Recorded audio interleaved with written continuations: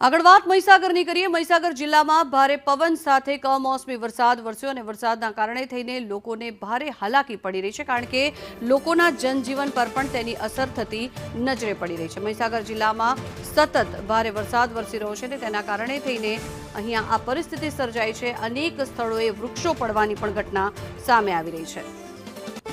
ભારે પવન, આંધી અને વરસાદના કારણે થઈને કેટલાય વિસ્તારોમાં વીજળી પણ ગુલ થઈ છે। તેના કારણે થઈને અંધારપટ સર્જાયું છે।